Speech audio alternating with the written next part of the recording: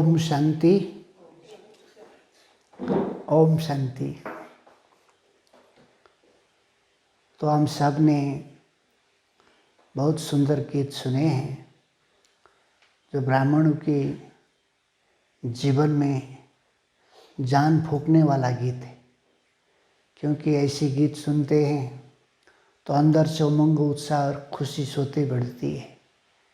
तो ब्राह्मणों के जीवन में आज जैसे कि रमणीकता तो चाहिए, उसके साथ साथ में पुरुषार्थ में मिठास कैसे हो, और उस सारी चीज़ों में तो मिठास का परसेंटेज दुनिया में बढ़ते बढ़ते आज शुगर के जो बीमारियां इतनी टू मच हो गई है कि हर साल कितने कितने परसेंटेज बढ़ते जा रहे हैं। शुगर का कैपिटल बनने जा रहा है दुनिया में, इस प्रकार के महामारी फैलता जा रहा है। लेकिन पुरुषार्थ में मिठास न होने से ब्राह्मण के जीवन कलरठी जमीन जैसी बनती जा रही है। एक तरफ उसका आकर्षण उधर बढ़ रहा है तो इसका इधर विकर्षण बढ़ रहा है। तो इसीलिए हम चाहते हैं कि हमारा जीवन निरंतर आगाड़ी बढ़ते जाए, खुशी आए जीवन में, और अपना पुरुषार्थ स्वाभाविक हो जाए, सरल हो जाए, सटीक हो जाए, और हम कभी भी अप डाउन हुए बिना अपने जीवन को आगे बढ़ाए और सभी आत्माओं का एग्जाम्पल बने, सभी आत्माओं के लिए आदर्श बने। उन सब आत्माएं देखें हमारे पुरुषार्थ को, तो उनके जीवन भी सहज हो जाए, पुरुषार्थ सहज हो जाए। क्योंकि मेहनत और कठिन बातें ज़्यादा समय कहते हैं चलता नहीं है। इसलिए उस कठिनाई को, उस मेहनत को बाबा कहते हैं मोहब्बत में बदलो। तो मोहब्बत में बदलने के लिए भी मेहनत तो करनी पड़ती है। मेहनत करे बिना वो चीज़ नहीं आता है, लेकिन मेहनत भी प्यार से हो और प्राप्तियों के आधार से हो, प्रारब्ध के आधार से हो, तो उसमें हमें खुशी आने लगता है स्वतः जीवन में। इसीलिए हम चाहते हैं हमें अपने जीवन में और पुरुषार्थ में मिठास लाने के लिए क्या करना पड़ेगा।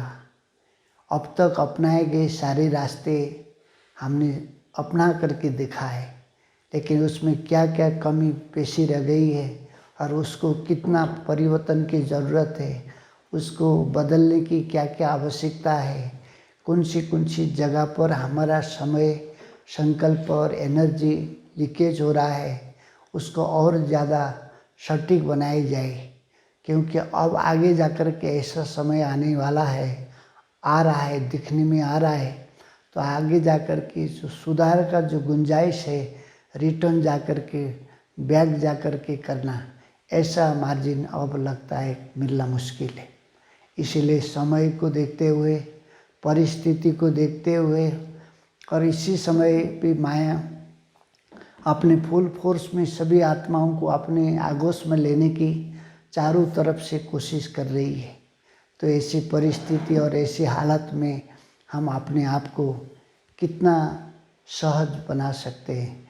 पुरुषार्थ को सहज बनाना अर्थात ढीले ढाले लाइफ नहीं है। पुरुषार्थ को सहज बनाना अर्थात तीव्र पुरुषार्थ का जो टाइटल, पुरुषार्थी का जो टाइटल मिला हुआ है, तो ऐसे मिला नहीं है। हर प्रकार से हम उस मार्ग को कितना सहज और सरल बना सकते हैं, और ज़्यादा से ज़्यादा पिकअप करके अपनी स्थिति और अवस्था को ऊपर उठा सकते हैं, उसके आधार से ये टाइटल मिला हुआ है।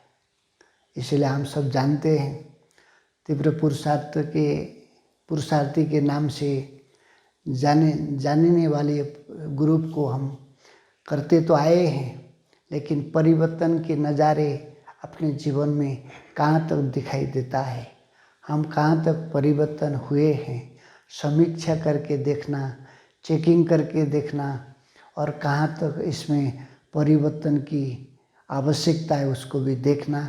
हम सब महसूस करते तो है, लेकिन चेकिंग की भी उतनी ज़्यादा आवश्यकता है। क्योंकि हमारे जीवन में आने वाली परिस्थिति और समस्याएं एक ही प्रकार से नहीं है। कभी लौकिक दुनिया से आते हैं, कभी अलौकिक संसार से भी परिस्थिति आते हैं और हमारी स्थिति को डगमग करने के लिए, हलचल में पैदा करने के लिए इस प्रकार की बातें तो हर दिन हम झेलते ही रहते हैं। लेकिन उसके साथ इसके बावजूद भी हम कितना सफल हुए हैं, कितना हम अपने को हल्के फुल्के और स्वाभाविक जीवन बनाए हैं, स्पष्टवादी जीवन बनाए हैं।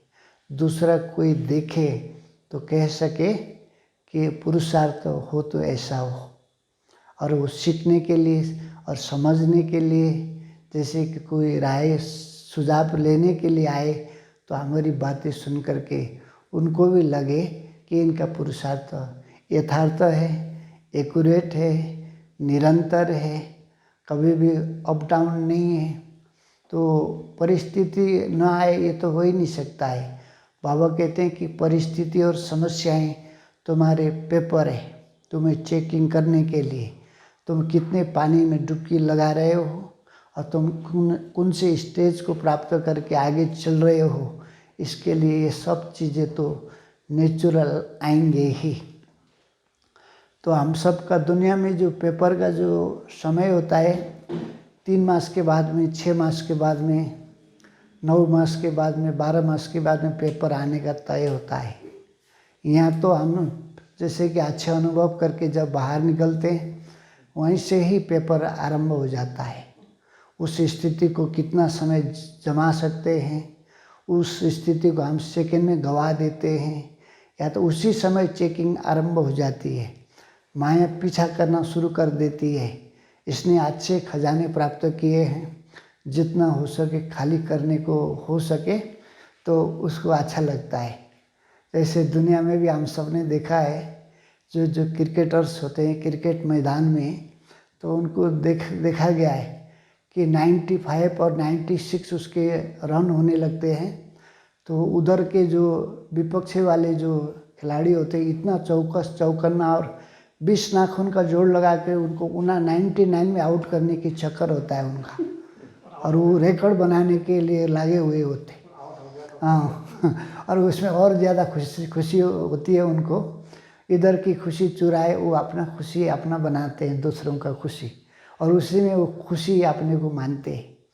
इसी रीति से हम सबको भी माया, इसी रीति से कोई ना कोई अच्छे अनुभव होने लगते हैं, अच्छी अनुभूतियाँ होने लगते हैं, और हम इस प्रकार की बातों से जैसे अनुभव आने लगता है, उस समय चारों तरफ से किसी न किसी रूप से ये अपना डेरा डालने की कोशिश करते हैं। इसीलिए भक्ति में भी दिखाया हुआ है कि जैसे कोई देवी देवताएं अथवा कोई ऐसे तपस्वी होते हैं, घोर तपस्या में तल्लीन होते हैं और यज्ञ रच रहे होते हैं, उसी समय लुके छिपे असुर आकर के गोबर डालना, कीचड़ डालने का काम करते हैं। हाँ, अप्सराएं बीच में टपक जाते हैं। तो इस कारण से पुरुषार्थी जीवन में भी कहीं न कहीं से हमारी पल पल चेकिंग, पल पल परीक्षाएं चलती रहती है। हाँ, इसीलिए बाबा कहते हैं कि ब्राह्मण संसार में जो भी ब्राह्मण की जो हिसाब किताब है वो ब्राह्मण के द्वारा ही आएंगे, और बाहर की दुनिया में तो हर दिन संघर्ष का माहौल होता ही है, और भीतरी अपनी दुनिया में बेहद के बीच में, बहुत बड़े बाउंड्री के बीच में हम रहते हैं, उसमें भी परीक्षाओं की कोई कमी नहीं होती। इसीलिए कहते हैं अपने लोगों से जब कुछ ऐसी शब्द बोलते हैं तो वो छुप जाता है, बाहर वाले इतना बोलते हैं तो लगता नहीं कि हम कैसे कैसे करके हम निपट लेते हैं, और कहते हैं कि ये तो हमारी दुनिया में न जाने वाले हैं न हमारी दुनिया में आने वाले हैं। हाँ, तो फिर उनको भी हम ये समझते हैं, लेकिन अंदर में भी ये सब बातें हमारे साथ होते हैं, लेकिन हमारी भावना कितनी विशाल है, कितनी व्यापक है, हमने उचित दृष्टिकोण कहाँ तक रखे हैं। क्योंकि हर समय परीक्षाएं देने की बातें नहीं होती, हर समय हम पालना, प्यार और पुचकार की आस और अपेक्षाएं रख करके इस मार्ग में चल नहीं सकते। क्योंकि कभी कभी तो हम भी मैच्योर बनते हैं, परिपक्व बनते हैं, और दूसरों तीसरों के लिए भी आदर्श बनने का वक्त और ऐसे मार्जिन हम सबको भी मिलता है और मिलना भी चाहिए। इसीलिए हम अपने आप को चेक करें कि हम अपने जीवन में मिठास लाना चाहते हैं, पुरुषार्थ में मिठास लाना चाहते हैं, और पुरुषार्थ स्वाभाविक हो जाए, सरल हो जाए, अमृत वेले से रात तक धारावाहिक रूप से निरंतर चलता रहे। उसके लिए हम अपना क्या इंतज़ाम कर रहे हैं, इसके ऊपर भी हमें चेकिंग करने की ज़रूरत है, थोड़ा सा ध्यान देने की ज़रूरत है।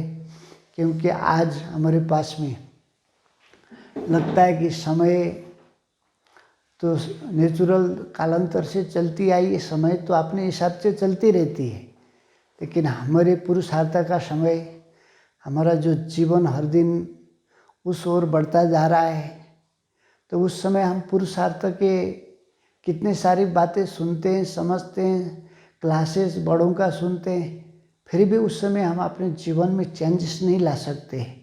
उसका भी एक अवधि होता है। उस अवधि निकलने के बाद में हमारे कल्पना, हमारे तमन्ना, हमारे स्वप्न ऐसे का तैसे रह जाते हैं। लास्ट में यही कंप्लेंट आता है कि जितना करना चाहिए था, जितना बनना चाहिए था, जितना होना चाहिए था, वो हमसे नहीं हो पाया है। एक मन में एक बहुत बड़ी कमी सबके अंदर दिखाई देती है। इसीलिए हम चाहते हैं कि हमारे पुरुषार्थी जीवन को मिठास लाने के लिए हम चाहते हैं कि हम अपने जीवन में क्या ऐसा काम करें जिसके कारण से जो अभी तक जो मिठास है इसीलिए चल रहे हैं, क्योंकि इस मार्ग में चलना इतना कम बात नहीं है, इतना आसान काम नहीं है। यहाँ तक पहुँचना माना बहुत बड़ी तपस्या, बहुत बड़ी साधना और बहुत बड़ी हमारी धारावाहिक लगनशीलता के कारण से हम यहाँ पर पहुँचे। लेकिन आगे भी मंजिल तो लंबी है, तो उस मंजिल को पार करने के लिए, उसको एंजॉय करते हुए आगे जाने के लिए हम और क्या कर सकते हैं। तो इसके लिए हम समझते हैं कि अपना जीवन को, जैसे कि पुरुषार्थ के मार्ग को सहज करने के लिए अपने जीवन को एक्सपेरिमेंट केंद्र बना दे, प्रयोगशाला बना दे। क्योंकि दुनिया में भी जो साइंस वालों ने जितने भी सारी चीज़ों की स्टडी की है और आविष्कार किए हैं, उस सब चीज़ों का वो एक्सपेरिमेंट करते रहते हैं। तो इसी रीति से हम भी एक्सपेरिमेंट करें, क्योंकि हमने ज्ञान की कितनी गहराई है हमारे पास में, योग की गहराई हमने कितनी लाई है, और धारणाओं में हम कितने परिपक्व बने हैं। हम जब सेवा करते हैं तो कितनी आत्माओं को हम नतमस्तक बना सकते हैं, उन बातों को मना सकते हैं।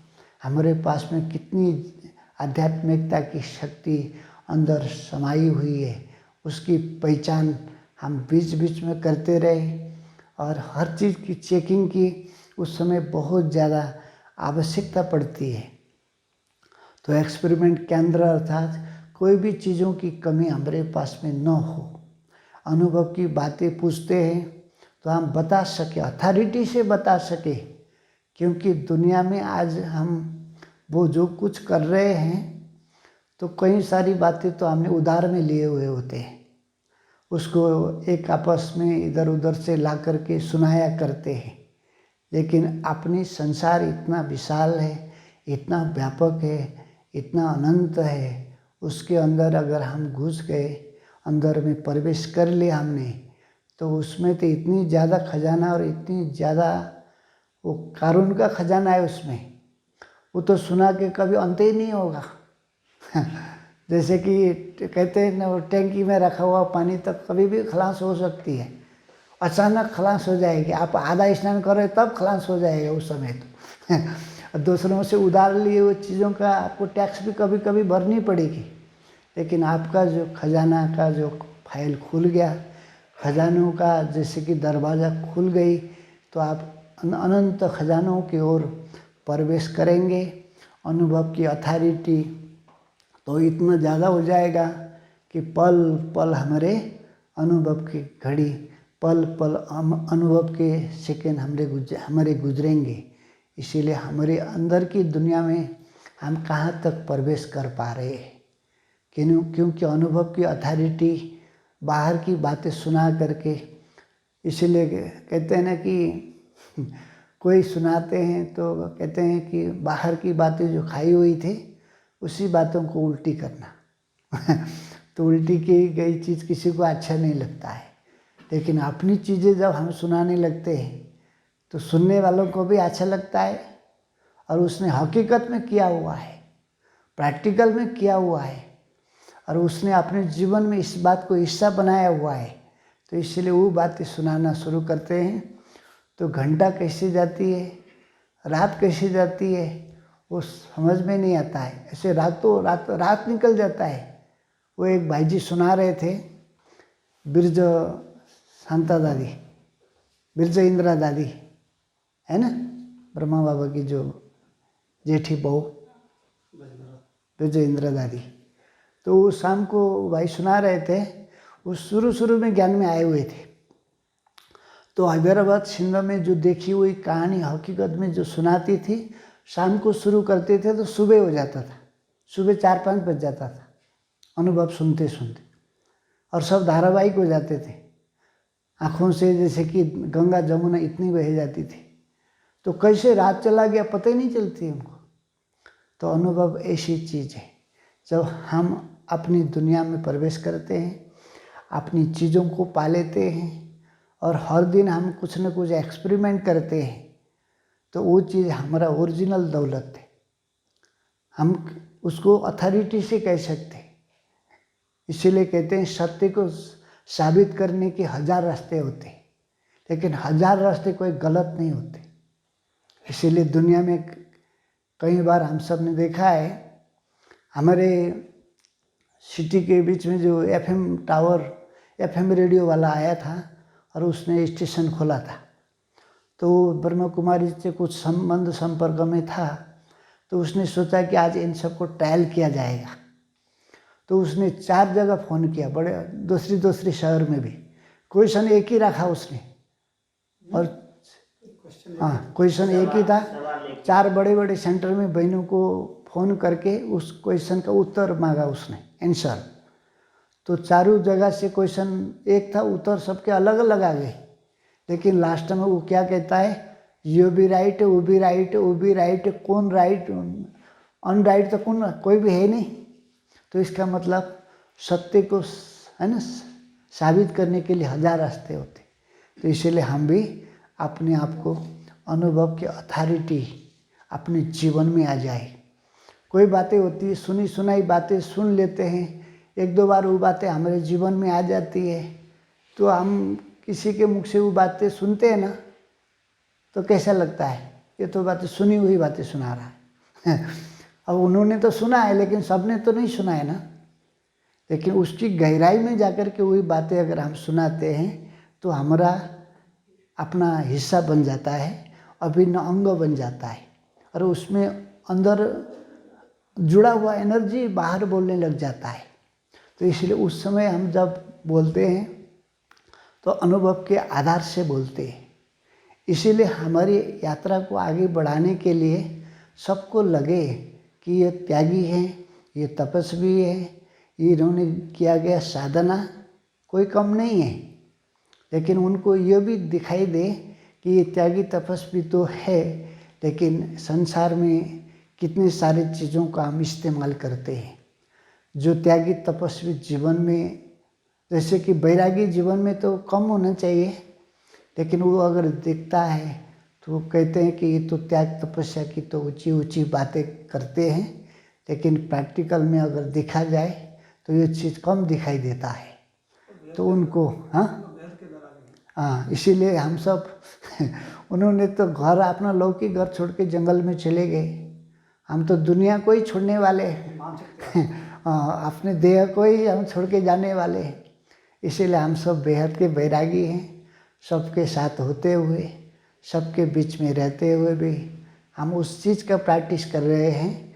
कभी भी हमारा बुलावा आ जाए तो हमारा रगे, हमारा मोह संसार में रिंचक मात्र भी न हो, उस समय दिल से, मन की गहराई से बाबा शब्द का अनहद नाद सुनने को मिले, इसकी हमारी दिन रात प्रैक्टिस है और हम इसका प्रयोग भी करते हैं। और हजारों आत्माएं जो गए हैं उनको भी देख करके हम कई बातों तो हम शिक्षा के रूप से ले सकते हैं, कई बातें जो चीज़ उनसे हुआ है वो हमसे न हो, और कई सारी चीज़ें उनसे जो हुआ है वो हमसे भी हो, इसकी हमें प्रैक्टिस करनी है। तो इसीलिए हम समझते हैं कि पुरुषार्थ के मार्ग में आगे जाते हैं तो कहते हैं ना कि थोड़ा सा अनुभव हो जाता है तो हम बहुत सारे लोगों के साथ में शेयर करने लग जाते हैं। उस दिन भी सुखदेव भाई सुना रहे थे, वो जब तक अपना हिस्सा न बन जाए, वो हमारा पुरुषार्थ के मार्ग में सहज रास्ता दिखाने का आधार न बन जाए, तब तक उस चीज़ को हमें किसी के साथ शेयर करना नहीं चाहिए। तो इसलिए हम चाहते हैं कि अनुभव तो हमारे पास में होता ही रहता है, बिना अनुभव के तो एक कदम भी हमारे नहीं चलते हैं। लेकिन हमें लगे कहने से ज़्यादा करने में विश्वास करें हम सब, हाँ क्योंकि हम कहने में ज़्यादा विश्वास करते हैं लेकिन करने में कम करते हैं। इसीलिए करने में ज़्यादा समय दिया जाए और कहने में कम। इसीलिए दुनिया में भी कहा जाता है, जो कहते हैं ना उनकी भाषा में जो भूखने वाला जो कुत्ता होता है वो काटता नहीं है उसमें दम नहीं होता बोलते। इसीलिए जो ज़्यादा कहता है चारों तरफ बकर बकर करता रहता है, वो करता नहीं है, वो कहने में ही ज़्यादा बाहर शो करने में आ जाता है। इसीलिए गुप्त पुरुषार्थी का मतलब होता है जब तक हम उस चीज़ से परफेक्ट होकर के उस चीज़ को बाहरी जगत में दिखा सके, और बाहर के सारे जितने भी आत्माओं ने देखा कभी न कभी उसके खिलाफ में भी लोग आते तो है।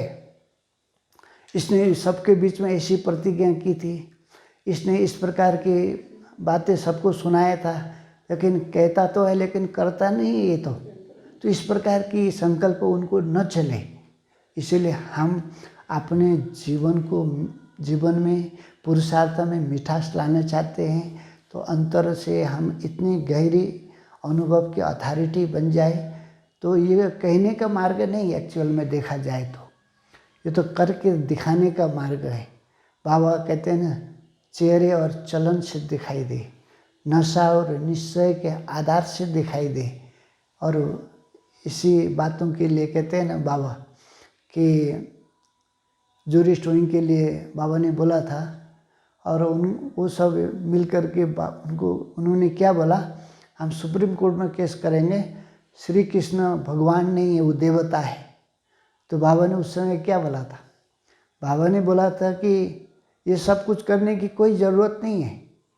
जिस दिन आपके चेहरे और चलन से सबको लगे और सब माने, जहाँ देखे तू ही तू है, तब प्रत्यक्षता होगी। ये केस करने की बात ही नहीं है इसी रीति से हमारा यात्रा, हमारा जीवन प्रैक्टिकल जीवन है, और हमारा जीवन अंदर बाहर ट्रांसपेरेंट हो और खुली किताब हो। क्योंकि हम अपने पुरुषार्थ में मिठास लाना चाहते हैं तो अपने अंदर में जो भी कीचड़पट्टा हमने पाल के रखी है वो हम कितना साफ कर पाए हैं, स्वच्छता कितनी आई है, शुद्धता कितनी आई है, और हमने शुद्धता के आधार से न्यारापन की अनुभूति इस तरीके से बढ़ता है। जितना स्वच्छता बढ़ती जाएगी उतने आत्मा स्वच्छ होती जाएगी, चित्त शुद्ध होता जाएगा, और उसके हाव भाव से, उसके बोल से, वचन से सुते दिखाई देती है कि ये न्यारा आत्मा है, ये न्यारी और प्यारी आत्मा है। तो इस प्रकार से हमारी पहचान होती है। तो इस ऐसे स्थिति तक अगर हम पहुंच गए तो हमारा पुरुषार्थ में मिठास सोते आएगी, कोई रोकने वाला नहीं होगा। किसी भी प्रकार की विघ्न, किसी भी प्रकार की परिस्थिति, नाजुक परिस्थिति भी हमको पास भी दनर बना देगी, उसमें हम शक्तिशाली बन जाएंगे और हम परिपक्व बन जाएंगे। हम सबका लक्ष्य तो ये है क्योंकि हमारी स्थिति ऐसे जम जाए जिसके कारण से आगे तो सभी दादी हैं जब हमारे आगे थी तो उस समय तो हम छोटे छोटे मान के बैठे हुए थे। अब हमारे सीनियर्स तो एक एक करके निकलते ही जा रहे हैं। उसके बाद में तो हम सबको ही मैदान में उतरने के लिए उन्होंने हैंड ओवर करते जा रहे हैं। हमारे उनकी पावर, उनकी अनुभव, उनके जीवन के इतनी लंबी सफ़र में किए गए साधनाओं का एक एक प्रूफ हमें समर्पित करते जा रहे हैं, हैंड ओवर करके जा रहे हैं। लेकिन हमने उस चीज़ को कहाँ तक अपने जीवन में उतारे हैं और हमने अपने जीवन को इतनी ऊंची मुकाम तक कितना पहुँचाए हैं। आगे जा कर के संसार की नज़र, संसार की निगाहें एक एक आत्माओं तक टिकेगी। इसीलिए कहते हैं ना, मम्मा के जो ज़माने में ब्रह्मा कुमारी के खिलाफ में तो चारों ओर जैसे कि अफवाह फैल गई थी, गलत फहमियाँ ऐसे हो गई थी। लेकिन जब मम्मा से मिलते थे, है ना, तो क्या बोलते थे कि ये संस्था भले ऐसा होगा लेकिन मम्मा ऐसे नहीं है। तो आगे जा कर के भी सब प्रकार की आत्माएं हमारे यज्ञ में मिलेंगी, लेकिन उस समय बोलेंगे ये व्यक्ति ऐसा है लेकिन ये ऐसा नहीं है। उनके मुख से भी निकलेगा और वो सब बोलने लगेंगे। इसीलिए उस समय ऐसी धारणा बोलने लग जाएगी हमारी। तो धारणा का जो बल है ना, सबसे बड़ा बल है। तो हमने धारणाओं को कितना स्ट्रॉन्ग बनाए हैं, कितनी शक्तिशाली बनाए हैं। कितना भी विषम परिस्थिति आ जाए लेकिन हम अपनी धारणाओं से कभी भी समझौता न करें, क्योंकि यह भी हमारे जीवन को, पुरुषार्थ को मिठास बनाने का एक अचूक औषधि है। दुनिया में, लौकिक में इस समय, उस समय हमको पहचान इस बातों की एहसास होती है, मेरी धारणा कितनी स्ट्रांग है। लौकिक घर में जाते हैं, लौकिक वालों से मिलते हैं, उस समय वो धारणा बोलने लगती है। वो लोग हमें साधारण समझने लगते हैं और वो इसी हिसाब से तुलना करने लगते हैं। लेकिन हमारी धारणा इतनी स्ट्रांग हो जाती है, कैसे भी विषम परिस्थिति आ जाए हम अपनी धारणाओं को अप डाउन होने नहीं देते। लौकिक दुनिया में कहते हैं कि एक हफ्ता में तो एक बार मुश्किल से कई स्नान करते हैं, लेकिन कभी कदा भोजन पानी का अप डाउन कुछ हो जाती है, कहीं डायरिया हो जाता है, तो हम उनके आगे ही 10 बार बाथरूम में जाते हैं। तो देखते हैं इतनी ठंडे में भी इनकी धारणा इतनी स्ट्रांग है। थोड़ा सा पानी छिटक करके काम चला लो बोलते हैं वो लोग, इतने ठंडे में क्या मारे जा रहे हो। लेकिन हम तो नहीं जाएंगे तो मारे जाएंगे हम वो नहीं करेंगे तो हमें लगेगा हम मर गए, ऐसी हालत हो जाती है। इसीलिए हमें किस प्रकार से बाबा ने जो धारणाओं की बातें सुनाई है। एक भाई किसी शहर से होते हुए गुजरना था, तो बस पार्क में पहुंचा, तब उसकी जो पेट खराब हो गई। तो उसके बाद वो जैसे कि कितनी बार बाथरूम में गया होगा, 5-6 बार 7 बार। तो एक बार बाथरूम में जाता था तो उसको 20 रुपये देना पड़ता था, वो चार्जेस। जैसे कि नगर पालिका के होते हैं बाथरूम, वॉशरूम वगैरह, स्नान पानी करते हैं तो देना पड़ता है, उनके बैठे होते हैं। तो उसने दवाई खाया होता तो 25 रुपये में ठीक हो जाता था। लेकिन तब तक दवाई खाने का वहाँ पर कितना दूरी था जाना आना, तब तक उसकी इतनी हालत हो गई थी। 6 बार गया तो 120 रुपये तो बाथरूम की चार्ज भरनी पड़ी। फिर भी वो इतना खुश था क्योंकि अपनी धारणा में पक्का था उसको और मज़ा आ रहा था कि हमें बाबा ने जो धारणाएं बताई, जो धारणाएं सिखाई है, हम पास हो गए उस स्थिति में। तो इस हिसाब से अगर दुनिया में देखा जाए कि बाबा हम सबको ऐसी धारणाएं सिखाए हैं, जिस धारणाओं की बदौलत हमारी पहचान होगी आगे जा कर के। ये धारणा जब हमारा बोलने लग जाएगा तो संसार, बाबा कहते हैं ना, हिल जाएगी। प्रैक्टिकल जीवन देखेंगे। बाबा ने बोला ये साधु संतों को हिलाने के लिए भी बाबा ने मुरली चलाई थी उस समय, कि ये तभी हिलेंगे जब आपकी धारणा पक्की हो जाएगी, स्ट्रांग हो जाएगा, देख लेंगे तब वो हिलने लग जाएंगे। तो धारणाओं में इतनी ज़्यादा ताकत है, तो इसलिए हम अंदर से भी इतना स्ट्रांग बने तो बाहर से स्वतः ही दिखाई देती है। इसलिए हम सर्व आत्माओं के लिए भी आदर्श बने, जिम्मेवार बने, जिम्मेवारियों को वहन करें। क्योंकि आने वाली तो हजारों लाखों आत्माएं और भी आना बाकी है। आए हुए हैं तो भी हमारे संपर्क में तो नहीं है। इसलिए उस समय उस सभी आत्माएं, जैसे कि कई बार हमने देखा है मधुबन निवासियों के ऊपर सबका नज़र होता है, सबका निगाहें टिकी हुई होती है। तो कई बार मैं सुशील भाई के ऑफिस में होता हूँ तो कहाँ से कुछ फ़ोन आते रहते हैं और तो उनको छोटी छोटी टिप्स बताते हुए सुनता हूँ, अमृत जले के बारे में, धारणाओं के बारे में, और भी जैसे कि मुरली के बारे में जो टिप्स बता रहे होते हैं। देखो अनुभव की अथॉरिटी कैसे बोलती है। ऑफिस में है, बिजी हैं, वहाँ पर भाई साहब बैठे हुए हैं, लेकिन उस समय भी वो अपनी शिक्षा देने में कोई कंजूसी कर नहीं रहे। तो अनुभव की जो अथॉरिटी जो होती है ना, तो इसीलिए अनवरत रूप से थके गले बिना नेचुरल अपने जीवन को आगे बढ़ाने वाली धारणाएं तो बाबा ने हम सबको यहाँ पर सब प्रकार से आज़ाद करके बाबा ने हम सबको इतना अच्छा मौका दिया हुआ है कि अपने पुरुषार्थ में मिठास लाए और एक्सपेरिमेंट हमारा हो जाए, आगे की आत्माओं के लिए उदाहरण मूर्त बने, आदर्श मूर्त बने। उनको एक ऐसे टिप्स बता दिए कि वो तीव्र पुरुषार्थी हो जाए। तो इससे बड़ा दुआएं और क्या मिल सकती है। तो इसीलिए सब आत्माओं का कल्याण, सब आत्माओं का हित समाया हुआ है। इसीलिए हमारा पुरुषार्थ, हम सोचते हैं यहाँ पर रह करके हमको कौन देखता है, कौन जानता है, कौन पहचानता है, लेकिन दुनिया की नज़र मधुबन के ऊपर टिकी हुई है, मधुबन निवासियों के ऊपर टिकी हुई है।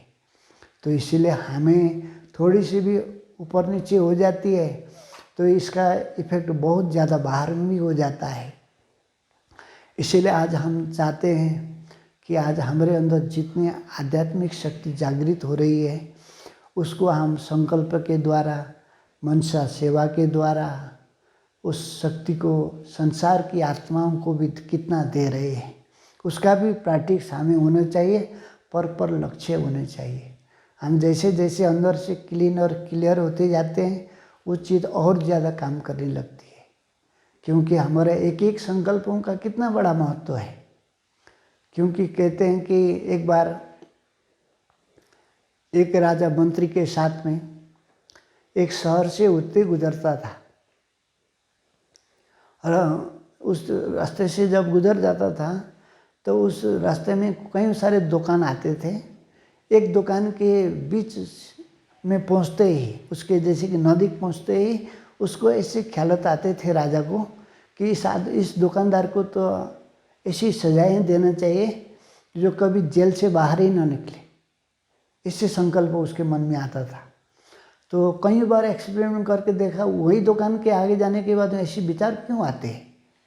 तो उसका मंत्री को उसने बोला कि इस दुकान से आगे मैं निकलना चाहता हूँ और इस दुकान के आगे पहुँचते ऐसे विचार मेरे क्यों आते हैं, समझ में नहीं आता है कि ऐसे। तो उसने मंत्री को पूछा कि ऐसे तो मैं सबको सुख देने वाला राजा हूँ, सबको प्रति सुभावना रखने वाला राजा हूँ, ऐसे बिना कारण किसी को दंड सजाए तो मैं देता नहीं हूँ, लेकिन ऐसे विचार मेरे मन में क्यों आते हैं। तो उसने उस मंत्री को बोला कि थोड़ा इसको पड़ताल करके देखना क्या राज है इसका, क्या रहस्य है इसके। उधर से गुजरता हूँ तो ऐसे विचार मेरे मन में क्यों आते हैं। तो फिर उसको वो ड्यूटी दे दिया। फिर राजा वहाँ से आगे गुजर गया, फिर वो अपने काम धंधे में व्यस्त हो गया, बिजी हो गया। तो उससे आगे जब वो दरबार में पहुँच गया तो सैकड़ों में झंझट होते हैं उनके, तो फिर वो बातें भूल गया उसने। लेकिन मंत्री को तो होमवर्क मिल गया था होमवर्क तो करना पड़ेगा उसको। तो एक दिन कुछ समय के बाद में उसके अंदर विचार आया, एक बार जाके देखता हूँ क्या बात है, राजा ने तो बोला हुआ है करना भी पड़ेगा मुझे। तो जाकर के देखा, उसकी है ना चंदन की लकड़ियाँ थी, चंदन की लकड़ियों की दुकान था। तो वो दुकान में वो बैठ कर के सोचता था कि वो जाकर के पूछा उसने कि कुछ लकड़ियाँ लेकर के आ जाऊँ और समझ जाए इसकी राज क्या है। वो भेष बदल के गया था वो मंत्री। तो जाने के बाद में पूछा कि आपका दुकान कैसे चल रहा है, बिजनेस कैसा चल रहा है, इस प्रकार के क्वेश्चन किया। तो उसने जो अंदर में मन के अंदर भर के रखा था ना, वो मन के अंदर से भरा तो मुख से निकलना शुरू हो गया। तो मैंने तो चंदन की लकड़ी का दुकान खोल के रखा हूँ, कभी दुकान तो इतने ज़्यादा चलता ही नहीं है, जैसे कि गुजारा करने मुझे इतना मुश्किल हो रहा है। अगर वो तो भेष बदल के गया, तो उसको पता नहीं कि ये राजा का ही उसका राइट हैंड है। तो उसने बोला कि अगर राजा शरीर छोड़ जाए ना, तो मेरा दुकान की लकड़ी तो बहुत बिक्री हो जाएगी, एडवर्टाइज हो जाएगा, तब तो फिर मेरी दुकान की तो 4 चांद लग जाएगी। तो उस ऐसी बातें उसने सुनाया, तो मंत्री भी हैरान रह गया, दंगे रह गया। तो उसने बोला कुछ आइडिया लगा दिया जाए। तो उसने कुछ लकड़ियाँ खरीदा और राजा, उसने क्या बोला, राजा ने ना आपके लिए ये 80 रुपया भेजी है, ये लकड़ियाँ लेके, उसने लकड़ियाँ ले खरीद के लेके गया पहले तो, और वहाँ ले जा करके राजा को दिया। तो फिर उसने बताया कि राजन, ये लकड़ियाँ हैं ना, जो आप जिस दुकान के आगे गुजरते समय आपके उल्टे ख्याल चलते थे, उस दुकानदार ने आपको ये लकड़ियाँ भेजा है। आपको वो कितना प्यार करता है, देखिए आपके लिए भेजा है चंदन की लकड़ियाँ। तो राजा खुश हो गया, और राजा कहता है कि देखो, व्यर्थ में उसके लिए मैंने इतने फालतू संकल्प करके रखा है, इतने अच्छा भला आदमी के लिए। तो फिर उसको राजा को उसने हैंड ओवर किया। तो राजा ने भी उसके लिए कुछ 80 रुपया भेज दिया कि उसको ले जाके देना उस बेचारे को। तो वहाँ ले जा कर के उसको दे दिया। तो देने के बाद में देखो, राजा ने आपको ये 80 रुपये भेजा है, आप कितने भले आदमी हो, कितने अच्छे इंसान हो, राजा आपको कितना प्यार करते हैं आपको।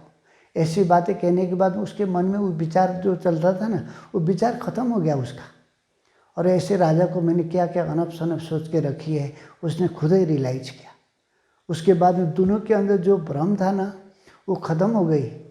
तो आज हम सोचते हैं ना कि पुरुषार्थ करते चले, लेकिन छोटी छोटी संकल्प कहीं न कहीं हमारे ऐसी बातों में जाकर के अटका हुआ है, एक दूसरों के लिए कू वाला सोच करके रखा हुआ है। छोटा सा है लेकिन देखने में नहीं आता है, लेकिन वो एक छोटा सा नेगेटिव संकल्प, व्यर्थ संकल्प, फालतू संकल्प जीवन को कैसे उस मार्ग से डिस्कनेक्ट करता है। हमारे सोच को बीच में ऐसी बातें डाल करके स्थिति को डगमग होने में उसका कितना बड़ा रोल होता है, वो समझ नहीं पाते हम। इसीलिए बाबा कहते हैं सुभावना रखो सबके साथ, नेचुरल रखो, धारावाहिक रखो, निरंतर देते जाओ। कोई अंदर में ऐसी बातें आती है उसको निकालो और बाबा के आगे सच्चे दिल से सुनाओ। यहाँ पर अब सब कुछ छोड़ के आए हैं हम, और बाबा के बच्चे बनने के बाद में किसी के प्रति कोई भी संकल्प अगर दिन में अथवा महीना में 100 बार भी वो संकल्प चल गया, तो वो संकल्पों का जो वाइब्रेशन बनेगा ना, उसके आगे जाते ही वो हमारे आगे आते ही ऐसे विचार करने लग जाएगा, और उसके विचार बदल जाएंगे, और वो विचार से जो किया गया कर्म तो और ज़्यादा डेंजर होता है। तो इसीलिए हम चाहते हैं पुरुषार्थ में मिठास लाने के लिए, तो हम एक एक बातों को संकल्प के लिए, बोल के लिए, कर्म के लिए, धारणाओं के लिए, हम किस प्रकार के लक्ष्य और उद्देश्य लेकर के चल रहे हैं। हम अपने जीवन को सुगम बनाना सब चाहते हैं, लेकिन कहाँ कहाँ हमारे मन कहाँ डिस्टर्ब हो रहा है, कौन सी बातें वहाँ पर आती आ जाता है और हमें दुखी करता है और हमारी एनर्जी को लॉस करके चला जाता है। ऐसी छोटी छोटी बातों को भी हम चेकिंग करें, क्योंकि मन से किया गया पाप तो और डेंजर होता है। इसीलिए तुकाराम के लिए बताते हैं ना, वो जो स्नान करके जब आ रहे थे तो ऊपर से बैठ के एक व्यक्ति बार बार थूकता था। कहते हैं कि 1000 बार थूका उसने उसके मुख में, लेकिन उसने एक भी संकल्प खराब नहीं होने दिया। उसने क्या बोला, ये बाहर थूका हुआ थूक तो मैं साफ कर सकता हूँ, लेकिन मन को अगर मैंने गंदा कर दिया तो इसको ठीक करने में मुझे कितना समय गंवानी पड़ेगी। इसीलिए वो इसी कारण से वो फेमस हो गए संत वो दुनिया में आज भी लोग उदाहरण देते हैं। अगर हमारे पास में ऐसी घटना घट जाए को हम 1 बार से 2 बार सहन कर पाएंगे? हाँ कर पाएंगे? 10-20 बार की तो बातें ही छोड़ो, 2 बार 3 बार भी अगर हो जाए तो हम तो आग बबूल हो जाएंगे और हाथ पाई की नौबत आ जाएगी। प्रैक्टिकल जीवन। इसीलिए मम्मा कहती है सहन करने की कोई सीमा नहीं होता है, सहन करने की सीमा नहीं होती है। उसने 10 बार ऐसा किया और हमने 1 बार कुछ बोल दिया, क्या इस स्थिति में हम पहुँचे हुए? इस अवस्था में है हम।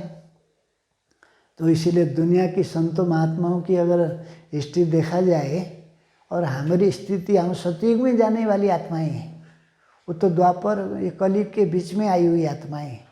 उनकी धारणा से दुनिया याद करती है, तो क्या हमारी धारणा से कोई आत्माएं हमें एक्स्ट्रा समय दे के कोई याद कर सकती है? हाँ हाँ।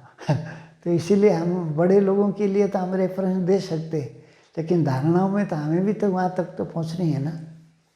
तो क्या हमने अपने जीवन में इस सभी बातों के ऊपर कितना फेस किए हैं, कितना अपने को रेडी किए हैं, तम तैयार किया है, अपने आप को एवरेडी बनाए हैं? ऐसे सब बातें तो होगी। बाबा तो बोलते हैं दुनिया की घटनाएं, परिस्थिति तो अभी कितनी आई कितनी गई, किस हिसाब से हमने स्थिति बना के रखा है, लेकिन कहते हैं 5 ही तत्व और 5 ही विकार जब उस समय उछल खा जाएगा, तो उस समय के लिए भी हमें तैयार होना होगा। क्योंकि आज एक तत्व भी नहीं आता, वो जो वायरस बोलते हैं ना, वो तत्व नहीं है, लेकिन दुनिया के इला के रखा हुआ है। हाँ हाँ।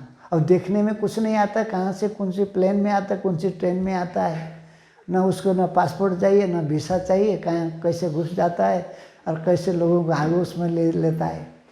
इसीलिए इस बातों को समझ करके हम उस वायरस से भी सूक्ष्म जो आत्मा है हमारे अंदर और वो विकार हमारे अंदर छिपे हैं, उसको समझे, जाने और उसके ऊपर हम काम करें। तो उसके ऊपर जब हम काम करने लग जाएंगे तो हमारे पुरुषार्थ में मिठास आएगी और हम भी अनुभव करने लगेंगे कि कल से आज का दिन बहुत अच्छा, और कल आज से आगे का दिन को और अच्छा बनाने के लिए मैं कितना पुरुषार्थ में चेंजेस लाया है। पुरुषार्थ में परिवर्तन की भी बहुत ज़्यादा ज़रूरत होती है, क्योंकि हम उसी चीज़ को हर दिन करते हैं तो मज़ा नहीं आता है। इसीलिए लक्ष्य रखा जाए कि आज मैं सारे दिन में आज तक जो अनुभव, स्थिति का अनुभव नहीं किया, वो स्थिति का अनुभव मुझे करना है। आज तक मैंने कभी इस प्रकार से ज्ञान को सुना नहीं है, अपने आप को सुनाया नहीं है, तो आज अलग तरीक़ा से मैं सुना के देखूं, अलग तरीके से अनुभव करके देखूं। इस प्रकार के लक्ष्य हमें तुरंत तैयार करना चाहिए। एक संकल्प दिया जाए, संकल्प देते हम रूट पर आ जाते हैं। कमांड देने वाला तो चाहिए, स्ट्रॉन्ग आत्मा चाहिए, और जिसने दिया कुछ न कुछ असर दिखने लग ही जाता है। संकल्प देंगे नहीं तो कुछ नहीं होगा ना। हाँ, बाबा ने तो बोला है कि तुम इसके मालिक हो, अपने आप को जैसे चाहे वैसा बना सकते हो, तुम्हारे हाथ में है, लेकिन तुम कुछ करोगे नहीं तो कुछ कैसे बनेंगे। इसीलिए हमें इस बात के लिए भी थोड़ा सा जितना अटेंशन देते जाएंगे। और दुनिया में तो कहते हैं कि जो काम जब तुम करने लग जाओगे, कहते हैं कि उसमें आप आत्मा को डाल दो और ना आगे देखो ना पीछे देखो। जब तक वो काम पूरा नहीं होगा, वो कार्य पूरी नहीं होगी, तब तक इधर का उधर न करो, सफलता तुम्हारे गले का हार हो जाएगा। इसीलिए हम फोकस कहाँ और कितना कर पाते हैं, उसी आधार से अपने जीवन को मिठास और पुरुषार्थों को भी मिठास बना सकते हैं। इसीलिए हम सब पुरुषार्थ के मार्ग पर अनवरत रूप से चलने वाले राही, थके बिना, रुके बिना, अटके बिना और इधर उधर भटके बिना आगे मंजिल को पाने के लिए चल पड़े हैं। लेकिन आजकल देखा जाता है दुनिया की परिस्थिति और विघ्न बाधा और जो झंझटें तो कम आ रहा है, लेकिन आपके अपने जेब में छिपा हुआ जो जंतु है ना, जिसको मोबाइल के नाम से जाने जाते, उसने सबको नाक में दम करके रखा हुआ है। इतनी ज़्यादा बिजी कर दिया इंसान को, अच्छे अच्छे पुरुषार्थों को नाक में दम करके रखा हुआ है। इसीलिए इससे भी हम जितना डिटैच हो सके, परहेज रख सके। अलौकिक सुख जब मिलने लग जाती है तो ये सारी सुख हमको फीका लगने लगता है।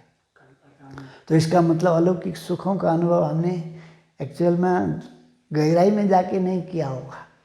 तो बाहर की चीज़ हमको आकर्षित करे और घंटों घंटा हमारा समय बर्बाद कर दे, और हम इसी कारण से हजारों ब्राह्मण बिके, यूथ न्यू ब्लड के लिए तो सबसे ज़्यादा समस्या आज बनता जा रहा है। और अच्छे अनुभवों की अनुभूति कम होती जा रही है। इसलिए पहले बताया कि दुनिया में तो मिठास का परसेंटेज बढ़ता ही जा रहा है, लेकिन पुरुषार्थ के मार्ग में जीवन एक उदासता होता जा रहा है, उदासीनता आ रही है और प्राप्ति इतना सहज नहीं होता है। सहस्त्रों बार ठोकर खाने के बाद में ही वो चीज़ें हमारे हाथ में आती है।